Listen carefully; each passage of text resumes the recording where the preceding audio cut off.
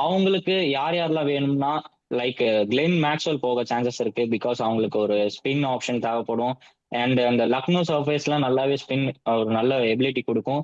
So அவங்களுக்கு middle ஆர்டரையும் ஒரு over come பண்ண மாதிரி ஆச்சு. ஸோ மேக்ஸ்வெல்லாம் நிறைய ட்ரை பண்றதுக்கான சான்சஸ் இருக்கு. அண்ட் லெஃப்ட் ஹேண்டர்ஸ் அவளுக்கு போக மாட்டாங்கன்னு தோணுது. பிகாஸ் அவங்களுக்கு ஆல்ரெடி ரிஷப் அண்ட் நிக்கோலஸ் பூரான்லாம் இருக்காங்க.